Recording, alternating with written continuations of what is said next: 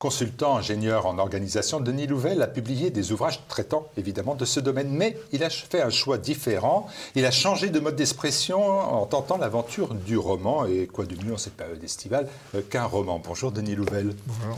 Alors, un roman, mais pas n'importe quelle forme de roman, puisqu'il faut parler ici d'un roman d'anticipation. Pourquoi un tel choix ? Alors, le choix de roman d'anticipation tenait à essentiellement deux choses. D'une part, bien montrer qu'on est dans un roman. Et deuxièmement, il permet de mettre en place des visions qui ne seraient pas possibles dans un roman normal, disons. On va voir que ce roman contient beaucoup de réalité, néanmoins. On a essayé de faire des choses qui pouvaient effectivement... Alors, on est sur les habitants d'une planète qui s'appelle Autasius. Oui. Les habitants sont, somme toute, vous me direz si je me trompe, très semblables aux humains, peut-être pas physiologiquement, physiquement, mais... Même, ils sont très semblables, effectivement. La seule différence qu'il y a, c'est que leur civilisation est très avancée sur la nôtre, donc ils ont développé des capacités, des connaissances et des technologies que nous ignorons. Voilà, et ils ont une difficulté...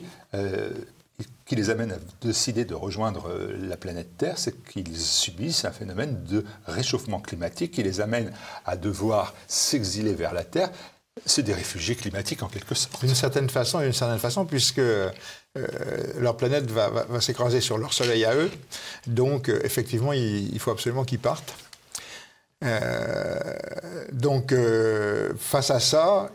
Ils cherchent un peu où aller, il leur faut une planète qui ressemble à la leur, et il n'y en a pas beaucoup dans le cosmos, et donc ils choisissent la Terre, où ils sont déjà venus par le passé, et dans la Terre, chacune des nationalités de cette planète a choisi une région d'arrivée, si on veut, et cette région est correspondant à une nation.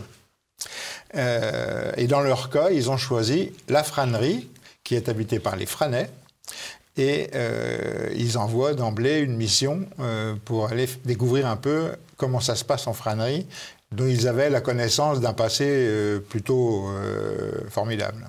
La Franerie, c'est un pays qui ressemble en tout point à la France, et l'évaluation de l'état de leur future nation hôte, finalement, les amène, ces deux observateurs autassiens, les amène de surprise en surprise, et à commencer par la justice. Effectivement, ils s'aperçoivent que la justice tend plutôt à cajoler les criminels qu'à les enfermer. Et effectivement, ça dégénère forcément sur les forces de police qui, de leur côté, voient bien que quand ils attrapent quelqu'un, il est vite relâché. Alors, effectivement, en Franerie, on commence à en parler et c'est un véritable souci parce que les choses dégénèrent et prennent de l'ampleur dans la mesure où tout le monde finit par savoir que c'est pas très dangereux d'attaquer quelqu'un.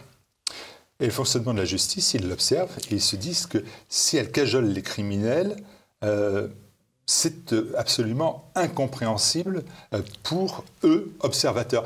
Et ma question, c'est quel est le régime qui est celui de Autasius, de cette planète-là? Alors, Autasius est une démocratie, un peu de type...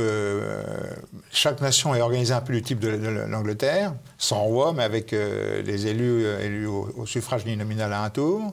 Et il y a une longue histoire de démocratie. Ils ont connu à peu près tout ce que la Franerie connaît maintenant, mais ils s'en sont sortis depuis bien longtemps et ils pensaient que, à leur instar, tous les soucis qu'ils rencontrent en Franerie, où il y a tout un tas de problèmes qui surgissent, le flux constant et incontrôlé de migrants, eux aussi pour cause climatique, alors qu'ils venaient pour apporter quelque chose. Ils observent que, dans certains cas, c'est pas tout à fait ça qu'on voit.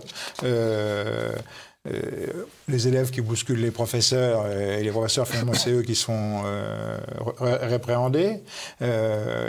Un peuple brillant dans toutes les soi-disant élites ne cesse de mettre en place l'autoflagellation.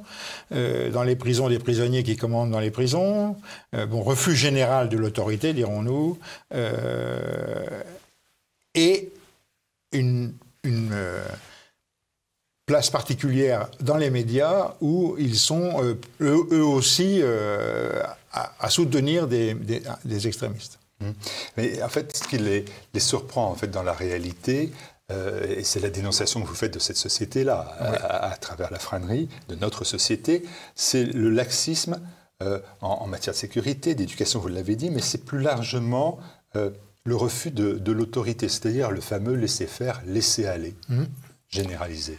Et c'est ça qui au long du roman, les interpelle, comme on dit aujourd'hui, des termes un peu cuistres. Alors ce sont des gens de bon sens, à la base, et qui ont une grande expérience.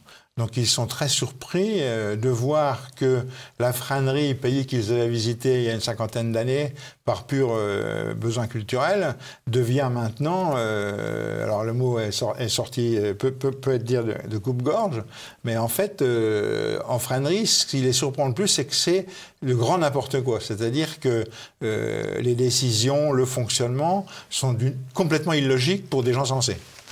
On peut quand même se poser la question, Denis Louvel, est-ce que tout ce qu'ils voient est spécifique à la flânerie?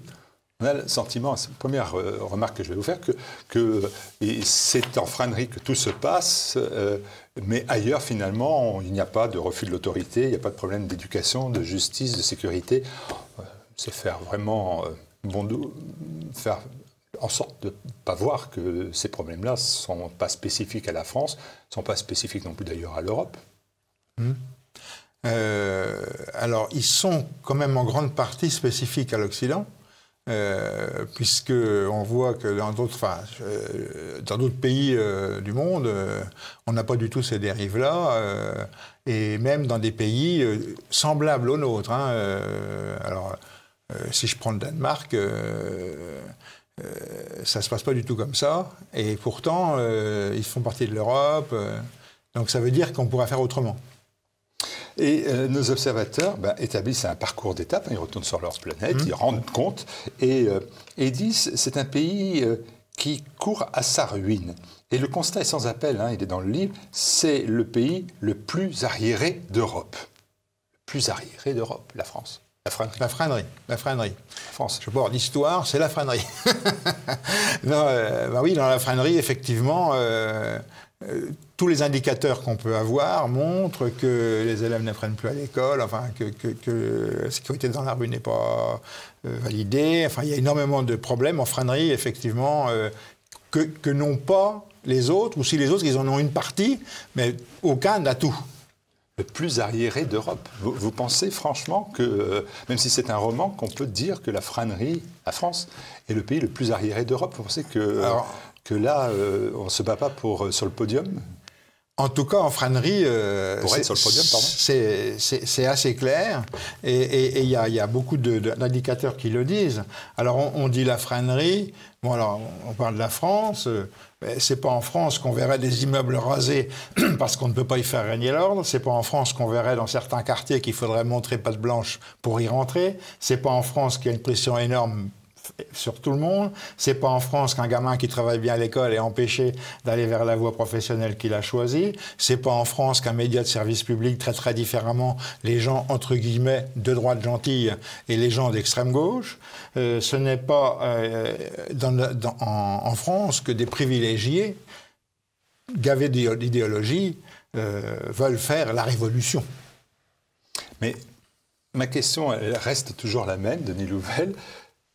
C'est le pays le plus arriéré d'Europe. Et là, je me suis dit, est-ce qu'il n'y a pas une forme d'autoflagellation, et même de francophobie? À force de vouloir défendre la France, vous finissez par la voir telle qu'elle n'est pas. Alors, totalement.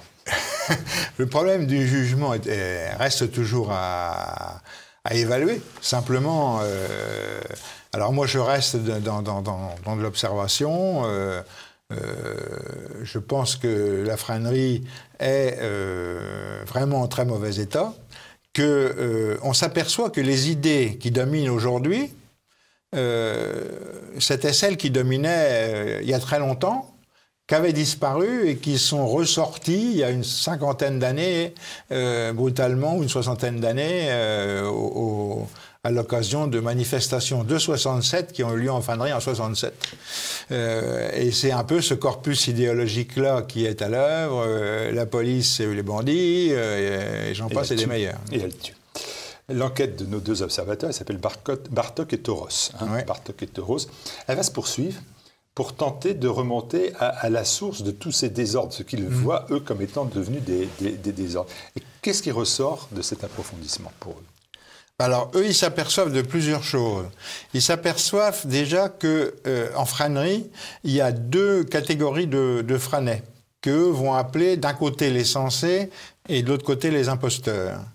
Les imposteurs sont infiniment moins nombreux, mais ils ont, au fil des années, pris le pouvoir, en grande partie par la sélection, dans les principaux organismes qu'on connaît. Ils sont au pouvoir dans les médias, ils sont au pouvoir dans la justice, ils sont au pouvoir dans l'université, dans l'enseignement. Voilà. Donc ils ont petit à petit phagocyté l'ensemble des systèmes régaliens.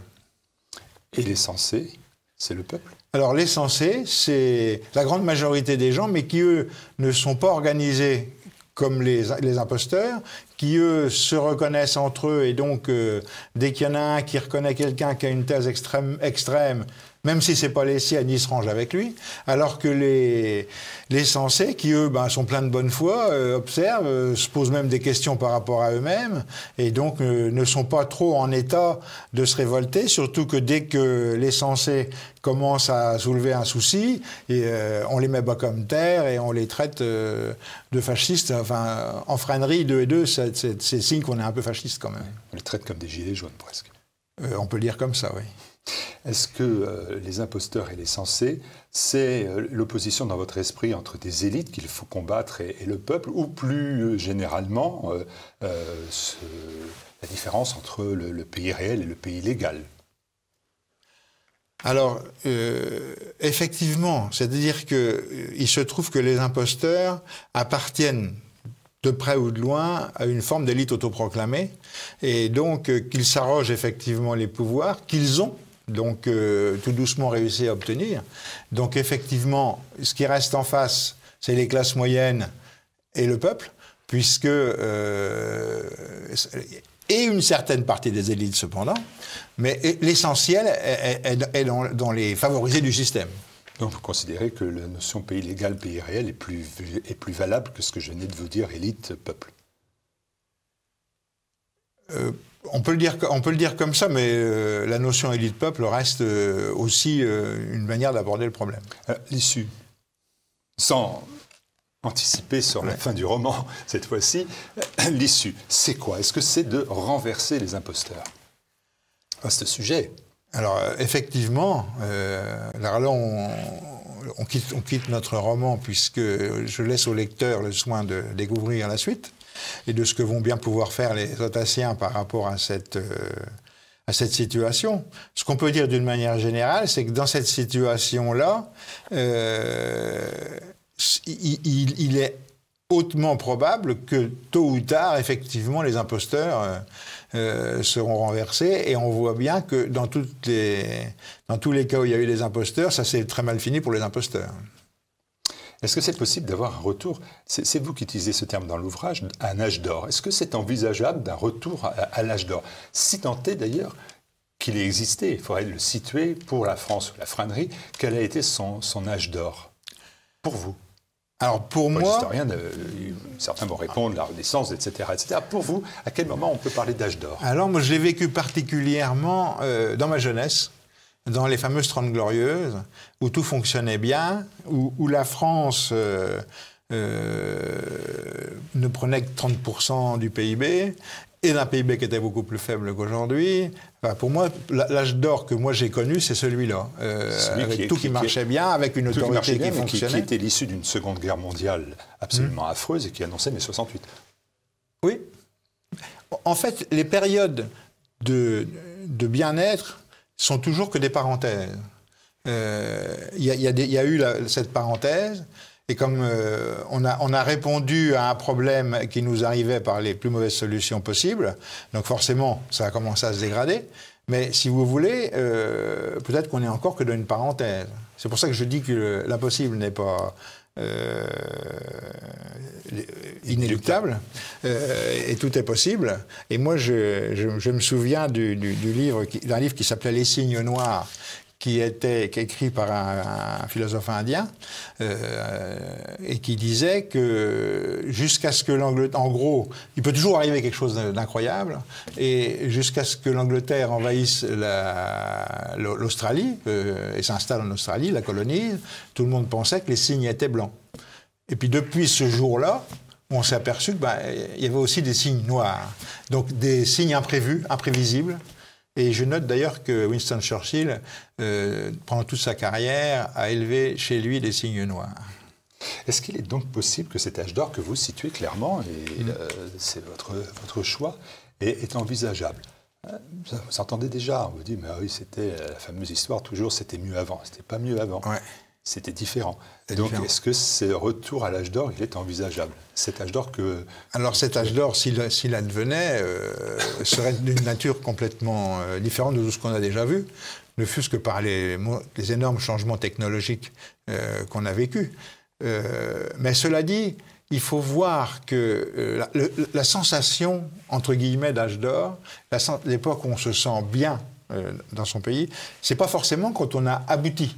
Mais c'est surtout une question de tendance. C'est-à-dire que quand la tendance est au déclin, on est morose, mais dès qu'on redresse la barre et qu'on commence à avoir des indicateurs positifs, que tout doucement les choses commencent à rentrer tout petitement dans l'ordre, ce moment-là peut être un peu vécu comme un âge d'or. Ouais. Ouais. Donc, si j'ai bien compris, impossible n'est pas frânerie. Voilà. Ça vous va comme terme? Oui, ou pas Franet, comme vous voulez. Ou pas Franet, d'accord. Mais écoutez, j'invite les téléspectateurs à découvrir la suite de ce roman d'anticipation. Vous avez vu que j'ai fait attention de ne pas déflorer, spoiler la fin. Voyage au pays des imposteurs, c'est aux éditions Godefroy de Bouillon. Merci et bon été. Merci à vous.